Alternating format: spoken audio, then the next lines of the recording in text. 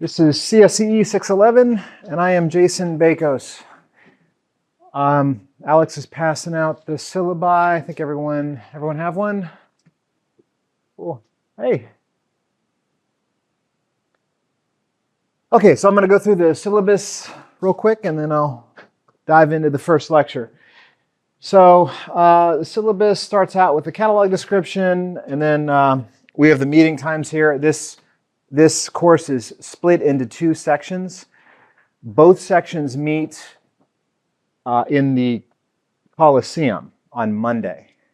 And then half the class meets in this lab on Wednesday, and the other half meet in this lab on Friday. Okay. In this lab, I have the combination for the lab here, 45213, to get into this room if you have to come in here after hours. Section 3 talks about electronic resources. I use Blackboard, and I post all my lectures on YouTube. So if you miss a lecture, you can just go there and hear the recording. We use software that's installed in this lab, and I believe in 1D43 as well as 3D22. This is 3D22, but I don't think anyone goes to 1D43. And the FPGA boards are in this lab. Okay. It is possible to install the software on your own machine. It's kind of a pain, but it can be done. But the FPGA boards stay in this room. Okay, so generally speaking, students come to this room to do the work on the projects. I'll send out announcements on Blackboard, and I think those announcements automatically get sent to your email. So make sure you check your mail in case. Your university email, just in case there's a deadline extension or something like that. And the one thing that we don't provide is a way for project groups to collaborate, to share code. And so I think most people use Dropbox or GitHub for that, right? We don't. The department has nothing for that. And then if you have any issues with the machines in here. Logging in, that kind of stuff. One of the common things that happens is that you have a 2 gigabyte quota, and if you fill that up with, which is easy to do, just with the temporary files that are generated when you do compiles, you hit that quota and then you can't log in, and so sometimes that happens, and sometimes you need backups restored. So for that kind of IT stuff, you can contact Ryan Austin. He's the departmental IT guy. He does keep backups and can help you with anything that's lab related or software related. Okay, we have a textbook which looks like this. So I think there's actually a bug here. Someone just brought this to my attention. So the textbook's called Digital Design and Computer Architecture, which is in its 2nd edition, but only for the MIPS version. The RISC-V version is technically the 1st edition, even though it's modeled after the 2nd edition of the MIPS version. So if you get confused, if you're trying to get the textbook, I think it's technically 1st edition for the RISC-V edition. Does that make sense? Because they had a MIPS version and a RISC-V version, right? Okay, so anyway, it looks like that. And the section 5 is the course learning outcomes. That's just there for our accreditation. Section 6 is our important dates. We have a cancellation on September 7th for Labor Day, and fall break will cancel your lab. You all's lab will be canceled, but not Wednesday's lab. So the Wednesday section gets an extra lab session because of fall break. The midterm will be October 19th, and last day to withdraw is November 4th. And then we have, Thanksgiving is pretty much the week before the last week of classes. So we got, come back from Thanksgiving 1 week and then finals week. Okay, then section 7 has my contact information with my office hours as well as our 3 TAs. So Soyash Singh is a PhD student in my lab. He's been with me for 4 or 5 years, 5 years maybe. And he's TA'd this course several times. Then there's Alex, is right here. He's a first-year grad student. think first time you TA'd, right? But he's taken this class, right? Oh yeah, that's right. Yeah, he's second time he's TA'd. So both these guys have a lot of expertise in this material that we cover. And then Junior Chapmal, where's Junior? Oh, Junior, that's Junior. He's an undergrad TA. So any of the 3 TAs or myself can help you. We're going to have TAs during every lab session to answer questions.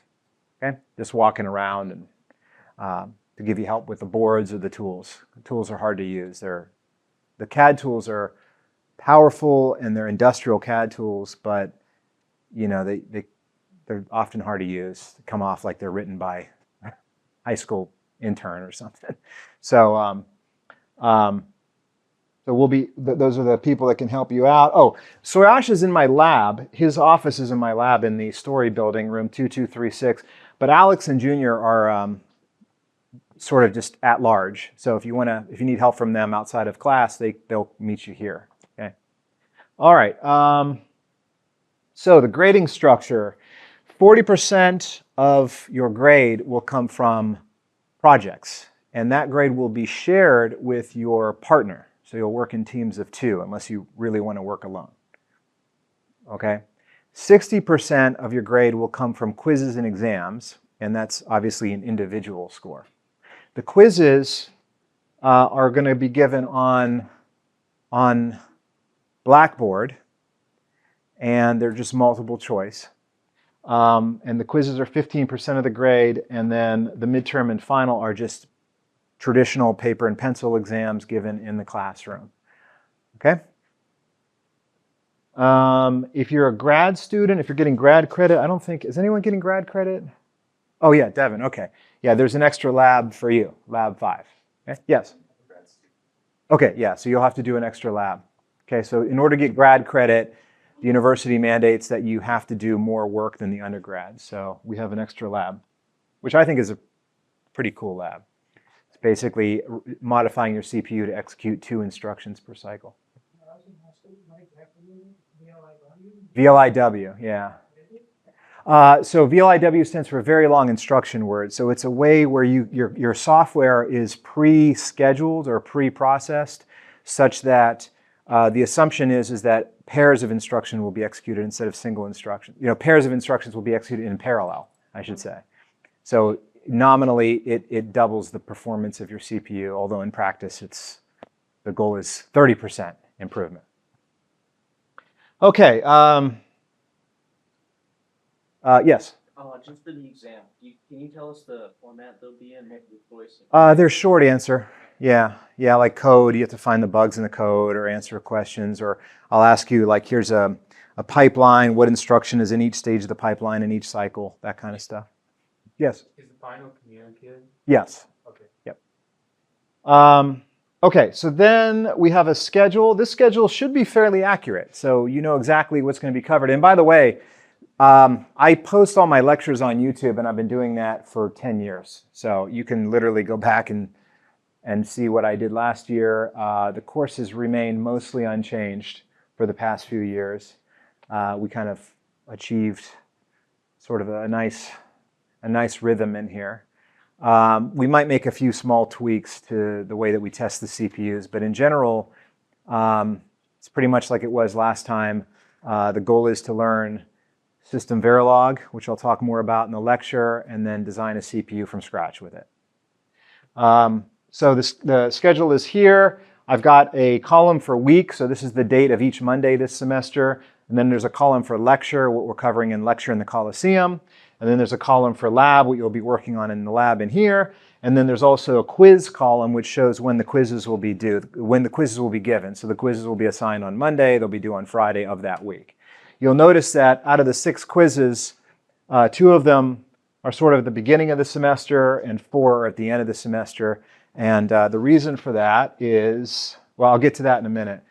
We have a section for disability support. That's kind of the boilerplate information for that. Syllabus change policy, just to let you know, we'll give you notice if we do change the syllabus, but I don't expect that to happen. Standard grading scale. And then we have the academic honesty policy. So in this course, you'll be working in teams of 2. So each member of the team will have, will share code, right? And also, one of the reasons we're working in the lab here is so you can help each other out with the tools, the CAD tools, which I mentioned are pretty hard to use. They're industrial tools, but don't share code between groups. That's basically the idea with that. And also for the online quizzes, you're expected to take those by yourself, even though you're just doing them, at home on Blackboard. Okay, so the lecture, I don't, as I mentioned, I record my lectures. So if you miss a lecture, you can catch it online. And lab attendance, lectures and labs are, optional, but, you're working in a team, so you probably want to be in the lab here to help out your partner. And often, if you look at the schedule, I actually show how many lab sessions are going to be allocated for each of the 4 labs. So you can see, for example, the first lab, you're going to have 2 lab sessions for the first lab. There's a good chance it'll take longer than that, so, you may have to work outside of the scheduled lab times, right? But depending on how much you're having, trouble with it, depending on how fast you get through it. Okay. Okay, so projects are submitted by one of the 2 members of each group. You don't both have to submit it. We know who's in each group. We keep track of that in the grade book. You'll submit the projects on Blackboard. The grades will be on Blackboard. You have to submit it by 11:59 p.m. on the due date to get full credit.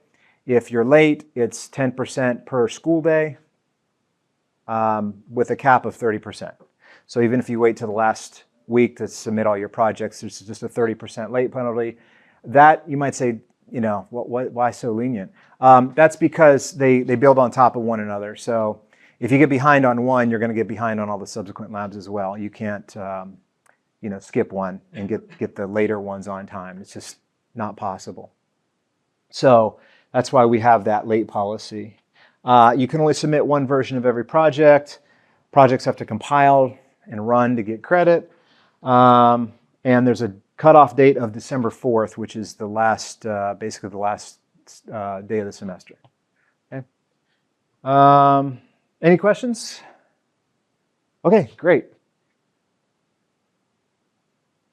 All right, so this class is called Advanced Digital Design, and I like to refer to it as the quintessential computer engineering class because we design a computer. We engineer a computer. So you can't get any more computer engineering than that. So I just break this down into 2 objectives. The first objective is to learn modern CAD design tools for digital systems. Okay, so this is meant to extend what you learned in 211. Like, so in 211, you do small scale designs, and in this class, we want to do larger scale designs. So in 211, you did dozens of gates, logic gates. In this class, you're going to have thousands of logic gates. And number 2 is we want to pretty much kind of walk the same path that engineers did in 1981 when they kind of built the first, modern CPU, right? Kind of build a CPU from scratch, learn how it works. Obviously, your CPU will not be very performant because it takes a long time to make a performant CPU. Your CPU will be a single issue, one instruction per cycle issued in order pipeline with 50 megahertz. So pretty slow, but still Turing complete, meaning that technically the CPU can solve any problem that's solvable by any computer, even the biggest supercomputer, just a lot slower, right? So we're creating a complete CPU. You can even compile your code. You can compile C code with Clang right now, or GCC at any of these machines, and it will target your CPU. It'll actually run on your CPU.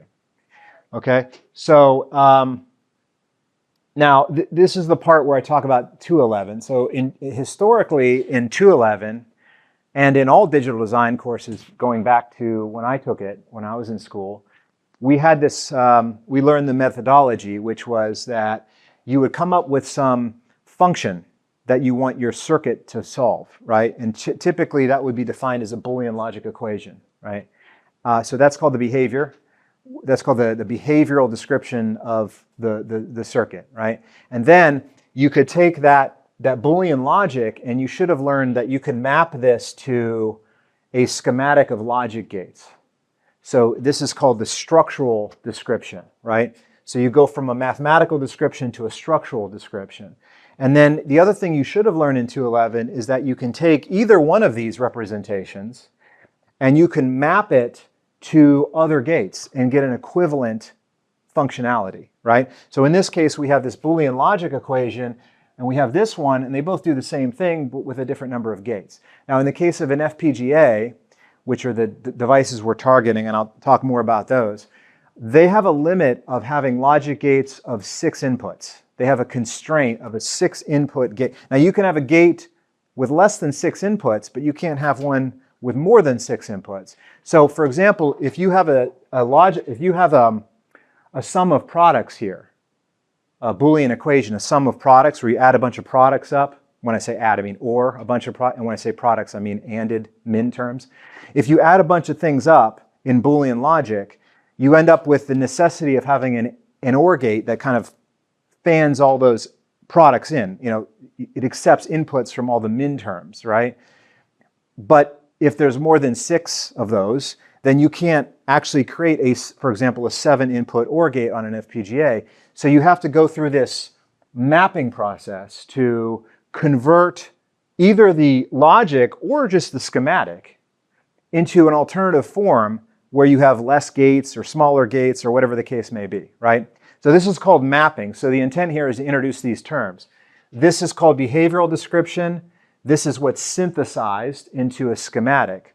And then this is called mapping. Mapping is when you just go from one version of the circuit or one version of the equation to another. And then you get to do the fun part, which is do the implementation. So in 611, I know you guys don't do this now, used to be a few years ago. It used to be that we would use these chips called 7400 series chips. And it was a chip that was like a little DIP chip, dual inline package, you know, with 14, they didn't all have 14 pins, but a lot of them had 14 pins.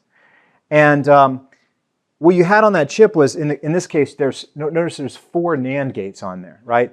And so you would utilize, so the goal is that you would start with your schematic, right? And you'd have to decide for each one of the gates in your schematic, you would have to decide which gate on one of these chips you wanted to assign to that, right? So this is a logical description of the circuit, and that's a physical description. So you'd have to go through this process where you'd say, okay, I used to have to put numbers on them to figure this out. Like I would have to put numbers on these gates and then say, okay, that's gate number 1. And I would put gate number 1 on chip number 1, upper left-hand corner, right? That's literally what you had to do. Now, how did you do that? How did you physically put that gate on that chip? Well, it had to do with the wires that you connected to it. So you'll notice that the 2 inputs come in on pins 13 and 12, and the output is connected to pin 11. So by connecting pin 11, the output of this gate, to one of the inputs of another gate, you would effectively establish a correspondence between these logical, virtual gates and the real gates, right? And so you'd plug those in on a breadboard, right? So, you basically end up with these breadboards with a big rat's nest of wires between them, but you'd have a working circuit. And that represents what's called place and route. That's when that's also what they call it even on an ASIC when you make a custom chip. You go through a place and route process where you take these cells, or logic gates, called cells on an ASIC, and you put them down somewhere, and then you wire them up, right? So that's the place and route. So we're going to go through the same process in this class, but we're going to rely on CAD tools to do pretty much everything except define the behavior, right? The behavior comes from you, and then you just click a button, and it takes it all the way through to the end, right?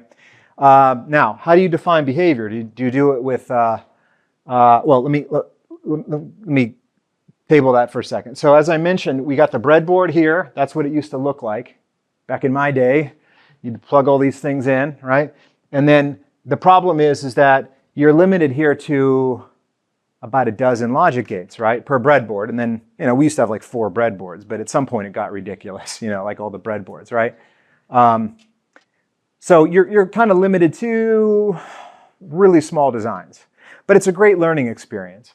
Now, if you want to extend this up to a larger design, you have to either use what's called an FPGA, which is what we use in this class. It's a programmable logic device where you can electronically, it's basically a breadboard with 7,400 logic chips. The only difference is that it's much smaller, and instead of having these wires that you have to plug in, it has wiring tracks that you can electronically establish connections between gate outputs and gate inputs using these things called transmission gates, which are just 2 transistors connected in parallel, right? So the FPGA has a grid of routing tracks, and it has a bunch of empty gates, and then the tools will figure out which logical gates go onto which physical slots, and then it has to allocate gates, and then it has to allocate wires. And the wires there's a whole bunch of wires, and the tool has to decide which wires it wants to use to connect pairs of gates, right? But basically the concept is the same. Now, if you want to build an actual real chip and send it out to Taiwan, have it sent back, you can do that too, and it's a similar process, except in that case, you're taking the gates and you're putting them down on a substrate, and you're creating a mask that would be fabricated and sent back. We would do that in this class if we had 2 semesters, but we don't. We don't have enough time to wait for that chip to come back. So instead, we're using an FPGA, which just speeds things along. It allows you to test your designs instantly. Well, not instantly. It takes about 20 seconds to program them, but then you basically have your circuit, and you can touch it, and it's a tangible thing. So that's how we're doing it. FPGAs, just so you know, are about 10 times slower than if you made a custom chip, and they're about 10 times less dense. So a custom chip, if it has what would it have? It has 1 billion transistors. It would have about 250 million gates or so. And the biggest FPGA has about 3 million gates. So FPGAs actually have about 100 times less gates on them. And the clock runs about 10 times slower. So typically an ASIC, you'll get 5 gigahertz. On FPGA, you're going to get 500 megahertz. And instead of 300 million gates, you get 1 million gates, right? So there's a 10x difference in density and a 100x difference in density and a 10x difference in clock speed. Okay, so that's one of the drawbacks of using an FPGA, but the upside is that you can instantly fabricate your design, essentially. Okay, and then instead of these Boolean logic, we're going to use a high-level programming language called System Verilog, which is also called a hardware description language, HDL, or some people call an RTL, a register transfer language. It's all the same thing. You might think, well, wait a minute, there's got to be hundreds of those languages, just like there's hundreds of programming languages, right? There's Rust and Go and Python and C# and, right? No, there's 2, VHDL and Verilog. There's a couple other small ones that come and go, but there's really only 2 that anyone uses, VHDL and Verilog. You might say, how can there be 2 if there's so many programming languages? I don't know. Weird. It's just 2. We used to use VHDL in this class, and I switched to Verilog when I started working with companies, and I realized that in industry, Verilog is more common. In academia, though, VHDL tends to be more common. So if any of you go to grad school and do work in computer engineering, you probably will have to learn VHDL, which is very similar to Verilog. If you go to work for a company, you'll probably use Verilog. But they're very similar. They're both languages that have concurrent semantics, and I'll talk about that more. If you know one, you know the other. Also, if you look at the textbook for this class, which I love, all the code examples in the textbook have side-by-side, VHDL, Verilog, right next to each other. You can always see exactly how they correspond. It's pretty cool. Okay, so an FPGA is a blank slate. So you power it on, it's a paperweight, does nothing. You have to send it what's called a bit stream, which comes out of the CAD tools. It's kind of like an object file, sort of, right? And you send the bit stream in, and it configures the gates and the interconnects, the wires, the wire tracks, and you end up with a functional circuit after that. right? So you electronically program it. If you cut the power, though, the circuit goes away because it's all based on volatile memory. I've never seen an FPGA that has non-volatile memory. However, most boards, including the one we have in class, program the chip on power up from a ROM that's on the circuit board.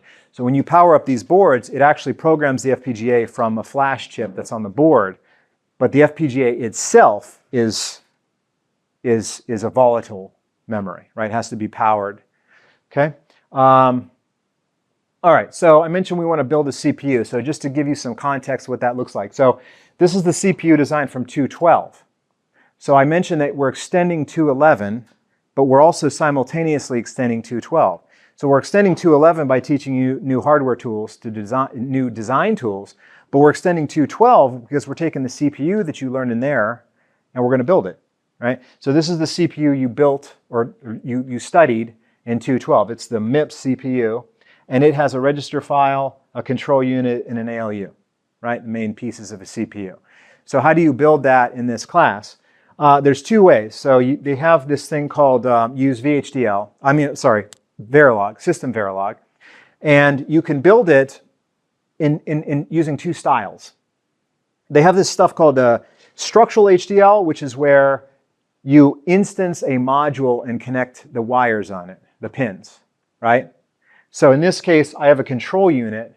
I instance the control unit, and I connect wires to it in the design, right? So in other words, what is that? That's basically me creating a schematic in text, right? So instead of drawing it, instead of drawing it as a graphic, I write it out like as if it were a graph description, right? Now, I used to use a tool in this class called FPGA Advantage, where you would actually draw all your schematics, and then you'd hit a button, and it would just generate the structural HDL for you. But the problem with that, we had two practical issues with that. Number one was, if there was an error in the code, the compiler would point to a line of code. But you didn't know what line of codes were because you did graphics, or the code was generated, so you didn't have any idea what the line of code was doing, right? And number two, no company does that. All the hardware, the semiconductor companies, they all write this code out by hand in a text editor. Well, of course, they may generate it with AI now, but it's all text, right? So we use text. But you might think, wait a minute though, text is a very bad way to represent this. This should be a graphic, man. It's a schematic. People have been doing schematics for hundreds of years, right? Why would we suddenly try to write this out as text when it's much more, it's a visual thing, right? Well, that's just how HDL works, right? But the point is that you're creating text to represent fundamentally a schematic. Now, when we get into the CPU design, I'm going to give you the schematics, and your job is basically going to be to translate the schematics into text, right? That's essentially what labs 3 and 4 are, okay? And then you could also have behavioral HDL, which is where you actually put Boolean logic or arithmetic in there. And you can mix behavioral and structural in the same file. It doesn't have to be separate designs or separate files, right? So structural is where you kind of go top down, right? You create this, you put this control unit in here and you wire it up without having an implementation of it. You worry about that later. So you go top down. And then if you have behavioral HDL, well, that's where you come from the bottom up, because you create the low-level behavior like the leaf nodes in the design, and then you instance them into a bigger design, right? That's a bottom-up approach. So that's kind of, but if you hear structural versus behavioral, that's all it is just a coding style. Behavioral, by the way, looks more like a regular programming language, right? You see a ternary operator in here, and they have that in C and Java, right? Whereas this is more of a, I'm creating something and I'm connecting pins to it, right? Connecting wires. Okay, so the other question is, why is it important to learn hardware design? So it used to be for a while that, CPUs were, general purpose CPUs were basically how everything worked, right? So you'd run the operating system and you'd run all of your calculation code on the same CPU, and then CPUs would get faster every year. They would, for a while, from 1986 to 2003, they literally, the performance in terms of the actual benchmark performance, like the execution time, would double every less than 2 years, right? But then what's happened is that the CPUs don't get faster anymore, and it turns out that they really haven't gotten faster at all since 2011 or so, right? So the problem with that, what ended up happening though, is there's a lot of nuances here. You know, there's this notion of a power wall and a memory wall. These are the reasons why CPUs don't get general purpose CPUs don't get faster. But basically, what ended up happening is that we wanted to introduce these capabilities that required a lot of processing, right? Processing that the CPU just could not perform in a timely way, right? And so I have these like kind of examples of this. So for example, the first like self-driving cars came out in 2014, right? And in order to implement the software for the self-driving car, they had to introduce a specialized processor that specifically was designed to do that. It was called the Mobileye iQ3, right? Now since then, Tesla came out with their own chip, but that was the original one they used. It was what they call a domain-specific processor. It was basically not general purpose. It was designed as a coprocessor or as an accelerator to a general purpose CPU. And then, for example, when 4K video, the first phone that could do 4K video, that could record 4K video, was the iPhone 6S. And it was not doing that encoding on the CPU. It was doing that on a coprocessor called the media engine, and still does.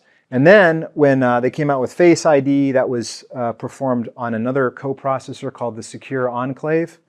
And then animojis were performed on the GPU, and computational photography is done on something called the image signal processor.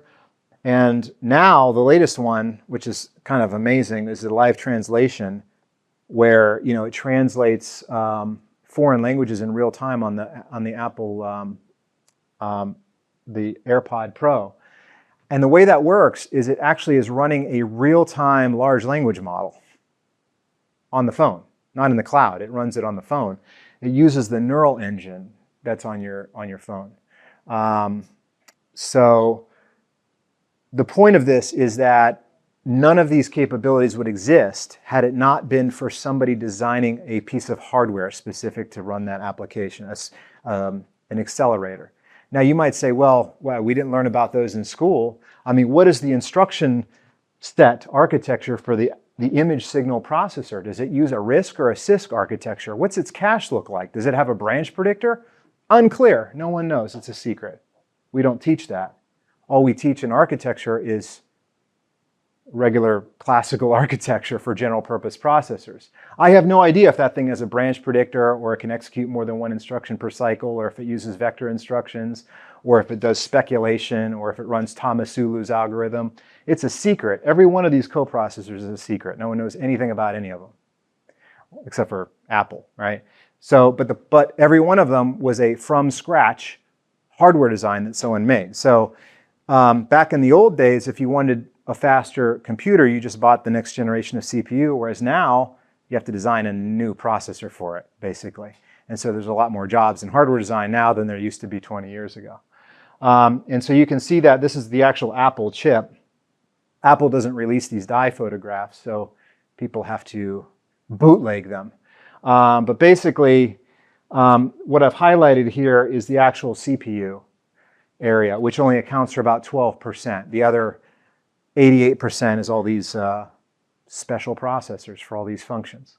And that's the same thing for Intel.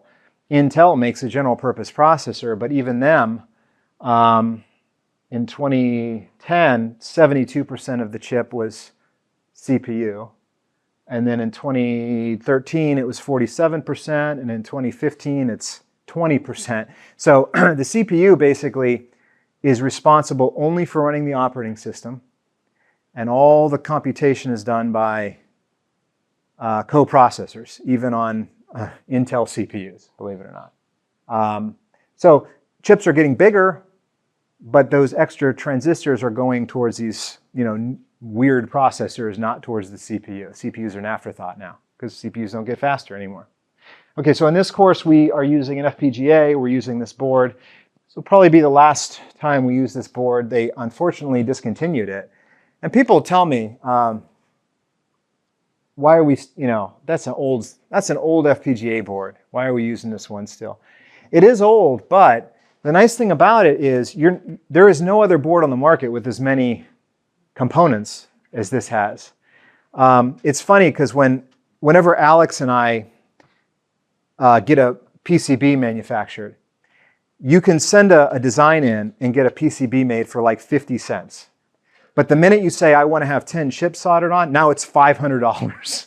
And this thing, and we have like our boards that we make for the other class, and all the boards he makes, it has like 12 chips on it, and he's paying $500-600.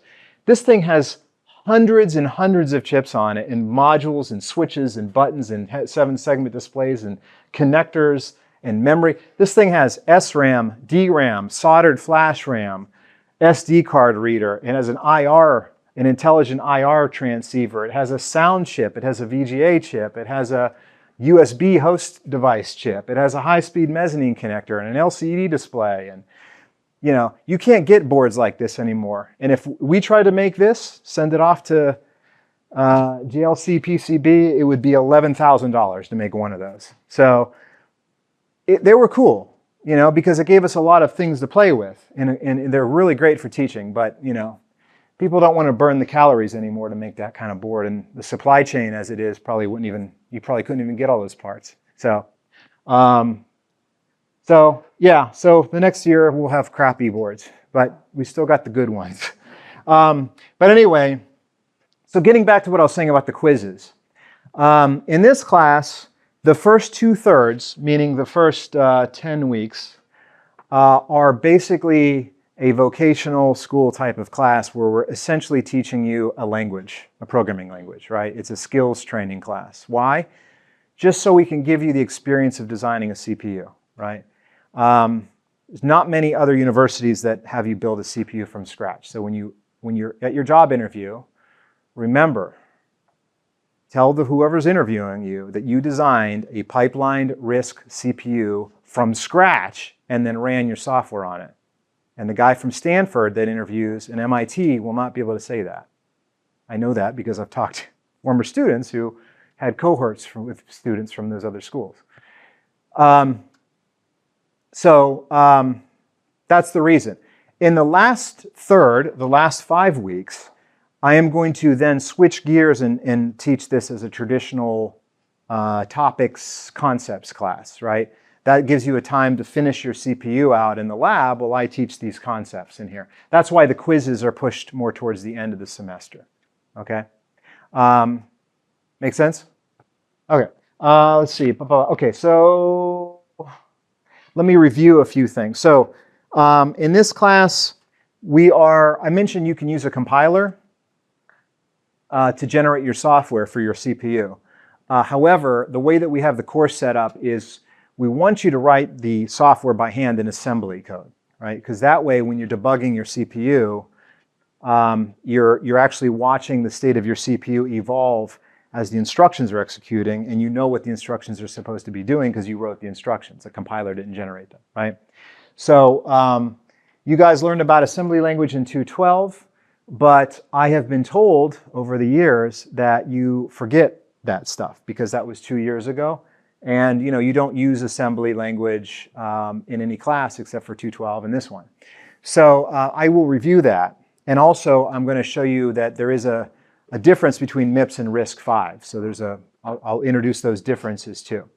So assembly language is the native language of a processor. It's the code that the hardware executes with its transistors, essentially.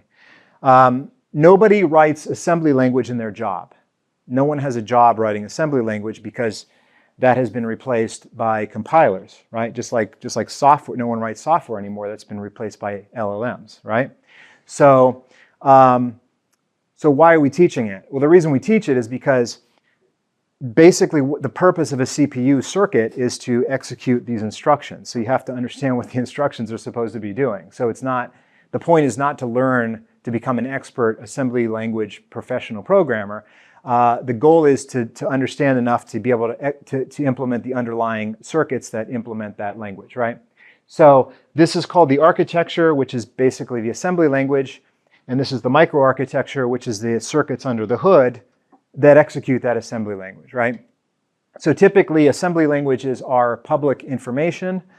Like Intel will freely give you their assembly language, right? Because they want you to write software for their processor. Same thing with ARM and most architectures, except for those specialized ones that Apple has on there, because that's for their use only. Those are not commodity processors. But every commodity processor will have a published spec here. The microarchitecture is the hidden part, right? So this is the secret sauce right here, okay?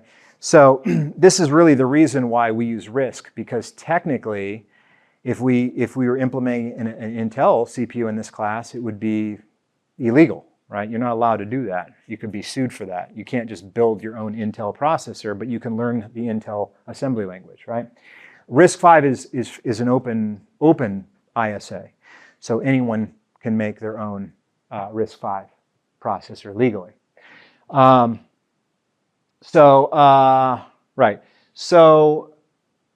So basically, an assembly language program is a set of instructions. An instruction is defined as the smallest unit of work that can be done in software, right? Now, once you get into the microarchitecture, it breaks down further into what are called data paths. So each instruction is performed with multiple data path operations, right?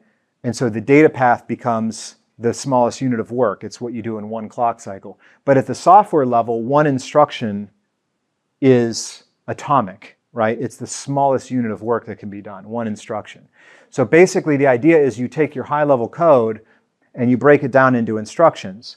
And now the more abstract your high-level language is, the more instructions it takes to execute that. So one line of C code is going to be 1 to 10 instructions, right?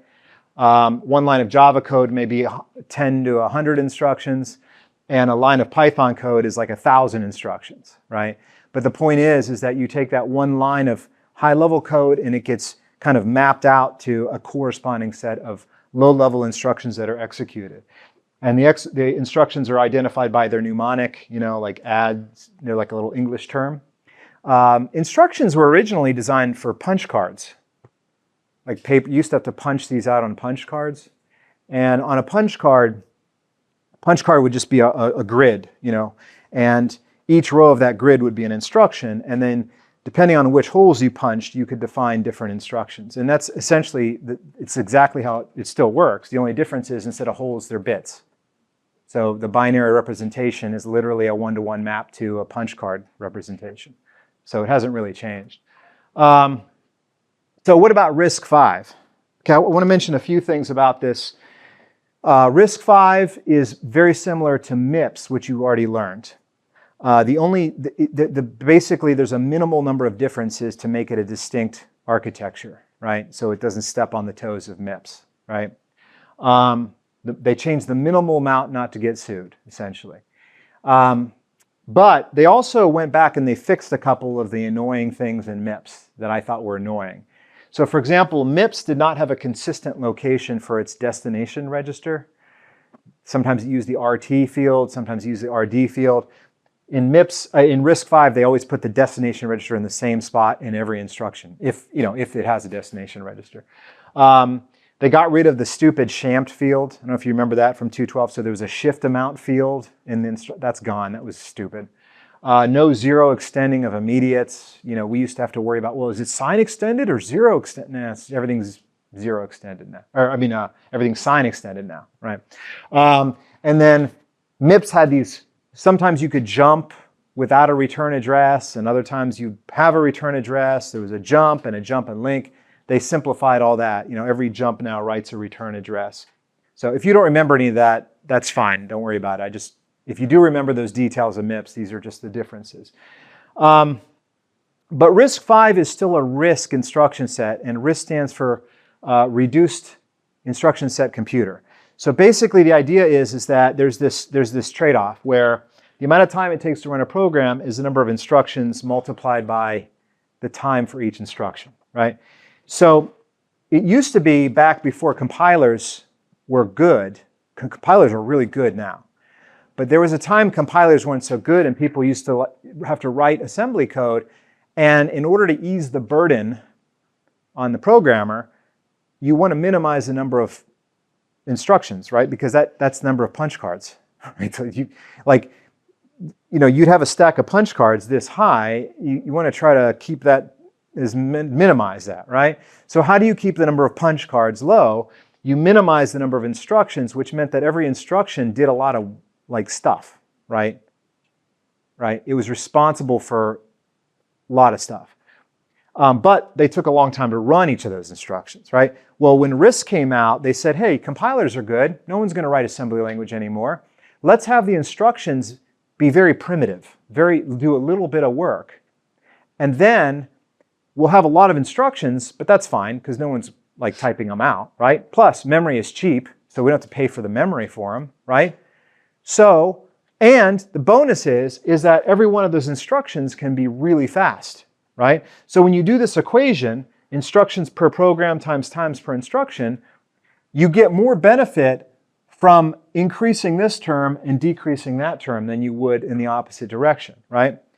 The problem, though, is that it makes it, as I mentioned, unfriendly to write out, right?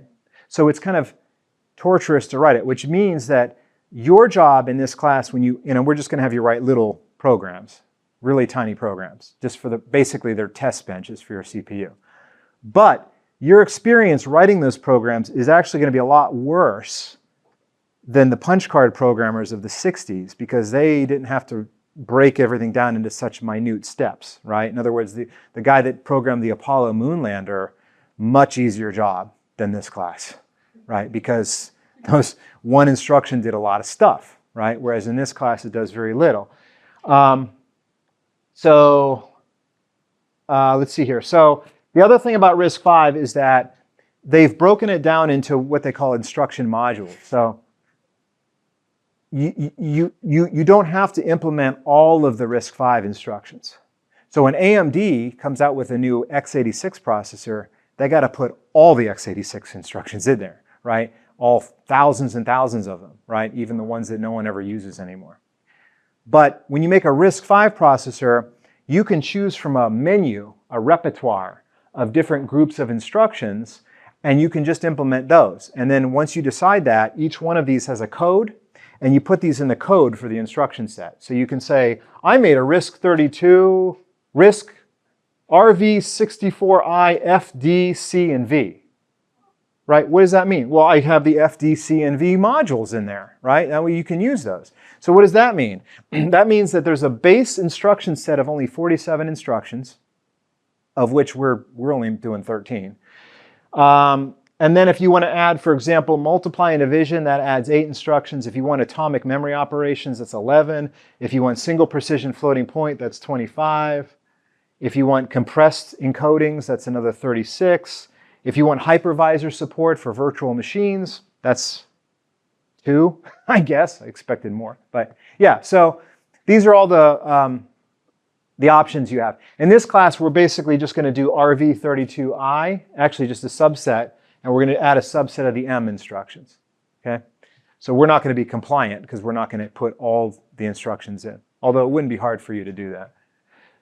Okay, so what about, let me talk about, so one of the issues here, okay, so talking about RISC. So in the 60s, this is how assembly used to look. You would pretty much say add, right? So there was a mnemonic, and the mnemonic would be like, you'd punch hole 3, 7, and 9, so that would be an add. And then you'd give it a memory address, right? Or in this case, a variable, right? G and H. And then you can put that result of that in a temporary spot. Why? Because I'm trying to build this line of code, and this is an arithmetic expression having 4 inputs and 1 output, but each instruction can only have 2 inputs. So I have to, break it down into these 3 sub-expressions, right? And I'll store these guys in temp1, temp2, and then F, which is the output, right? The problem is that you can't do this anymore with RISC. You have to load these variables into registers before you can actually do the operations, and then you have to store the result back. So this is now how the number of instructions is growing, right? Now, for you as a programmer, the reason I said it was easier in the 60s was because you as a programmer have to decide which one of these variables you want to assign to each one of these registers, and that decision is completely up to you. There's no help there whatsoever. It's just a random grab bag. Like, I want to load G. Where do you want to put it? 7? Register 7? Well, why not 9? I don't know. Okay, I'll put it in 11. I don't know, right? Who decides how you put variables into registers? It's unclear. But the problem is that once you do that, once you establish a connection here between this G and, in this case, S1, once I load that, that register is now live, right? And it will be live until I don't need it anymore, at which point it'll be dead. So registers have a lifetime where they are initialized and then they're last used, right? And then after they're last used, you can recycle them because you only have 32 registers to play with. So you have to recycle them. You have to reuse them when you're done. Problem is, there's 2 issues with that. Number one, it's very easy to accidentally overwrite a live register. So that's a very common bug. Also, it's hard to remember what registers are being used for what purpose, because it's very hard to do. Even if you put comments in your code, it's still hard to untangle what's going on. And then the other problem is for the hardware, it actually creates a major problem called anti-dependencies. So in the hardware, and you'll learn this if you take 513, which is the advanced architecture course. Whenever you recycle a register, you pretty much say, I'm going to use the same register that I use. I'm just going to overwrite the old copy, right? And you would think, well, that's not a problem, right? Who cares, right?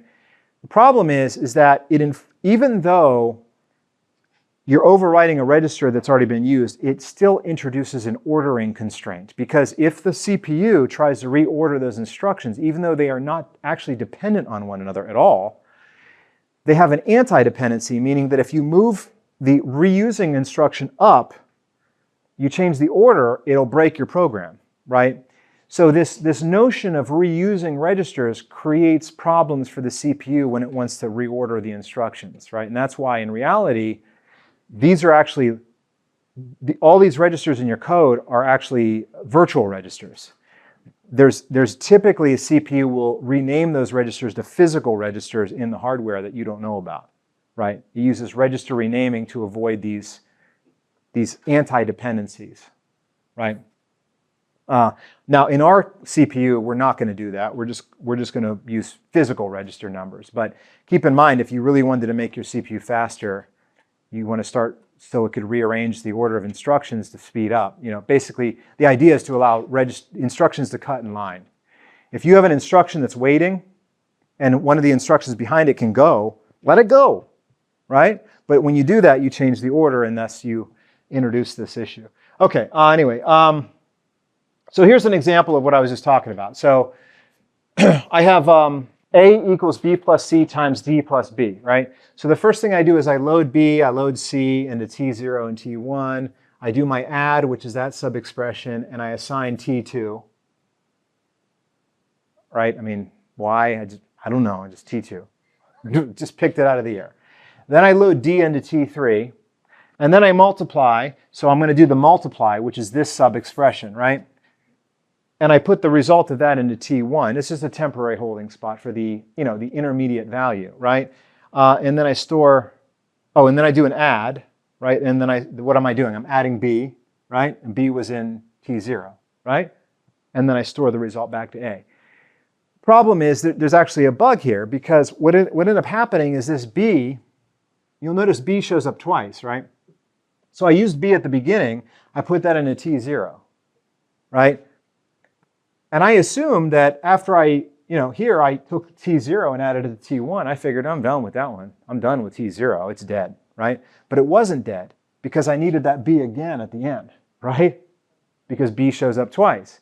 So what I did was when I did the multiply, I put the result of the multiply into T0. I inadvertently overwrote B. B's gone now, right? So I killed B even though it wasn't ready to die. And then I actually added it. and I didn't add the right B, right? And so that's a very common mistake you can make when writing your code. The other thing too that's really annoying about this is if you're sitting there trying to translate C code or Python code or Java code or Rust code or Haskell, I don't know about Haskell. Any typical programming language, they have an if statement, right? You have an if condition. Right below that if, you have the code that's executed when the condition is true, and then you have else, the else part, right? So the if comes first, the else comes second, right? The problem is, in assembly code, the way that you implement conditional behavior like this is through a branch instruction. So branches test a condition, and if the condition is true, they go somewhere else, right? In other words, they go to like the else part, right? Because the true part is typically right below the if statement, right? So basically, when you look at this, right, if A is less than B, do A equals 1, right? So you think of this if statement. If this if is true, you fall through and you execute the code under the if, right? If it's false is where you go to the else part, right? Whereas in assembly language, it's the opposite of that. If the branch is true, you have to go, right? And if it's false, you fall through, meaning that you go down to the next instruction, right? So in order to make an if condition like this, you have a couple options how you want to do it. The way I do it is I apply the negative logic form of this condition. So A less than B. If A is not less than B, what does that mean? It means that A is greater than or equal to B, right? So my branch is actually branch greater than or equal, right? Why? Because what I'm testing with the branch is if I should go to the else. I'm testing the negation, right? I'm testing the negative, right? Or I'm testing to see if the condition from the high-level code was false, right? And if it is, then I go to the else part, right? So that's the kind of, you have to realize that that's how you have to structure the code. It's annoying. Right. So the other thing I want to mention is indexing, and this is not super relevant to this class because we're not going to implement loads and stores, but one of the things all high-level languages have are arrays, right? So arrays are basically where you can have an object containing multiple elements, right? And then you can put brackets and address one of those elements, right? Reference one of those elements. There's no way to do that in assembly language with one instruction, right? Because there's no way to have a variable offset, right, or a variable index, because all the loads and stores have a fixed address, right? So basically, whenever you calculate an address for an array, you have to add extra instructions to do that, right? Which is also very annoying. Some architectures actually have index registers, like the IBM mainframe, for instance, has that. And I think the TI DSP has that too. Digital signal processors have that, right?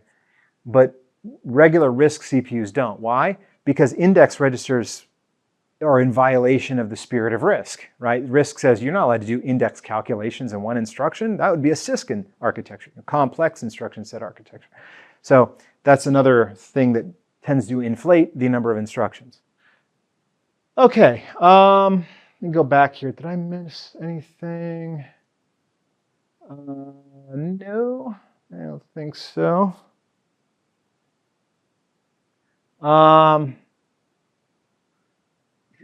Oh, one other thing I want to mention too, and there's a little confusion about this in Wednesday's class. So you might remember from 212 that there are 32 registers, 0 to 31, right? So you can reference those in MIPS. You could say $0 to $31, right? Dollar sign. And in RISC, it's actually X0 to X31, right? However, each register has a alternative form that's like S0, S1, T0, T1. They have this like alternative alias, I guess. I don't know what they call them, right? Symbolic name, right? So I don't have memorized, I used to know the MIPS map a long time ago, but I don't know like what physical register T3 maps to, right? It is listed in the simulator we use in Mars. There's a table. When you program your software, I recommend you use the X registers. You might say, well, then why'd you use the symbolic ones here?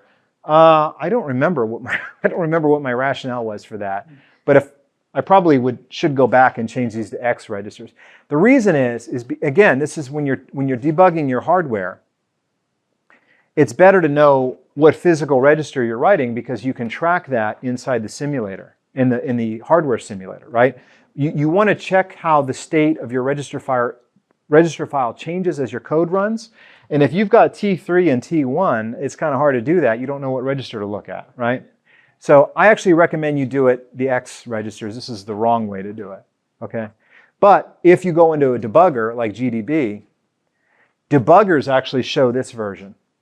So if you every debugger I've ever seen, if you drop into assembly view and you go to the register map, it shows this, it always shows this, I don't know why, it drives me crazy. Does that make sense? So just to clarify this, you can choose whether you use, S0 to S7 and T0 to T, you can choose that. When the code is assembled, it's ultimately converted to a register address 0 to 31, right? But in your assembly code, you can use this version or you can use just the number version, X0 through X31. You guys with me?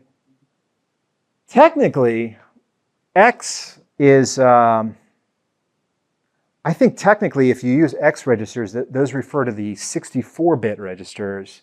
And in RISC-V, it's actually W0 to W31 for 32-bit. But yet in our simulator and in our assembler, we still use X even though we're building a 32-bit. Is that right?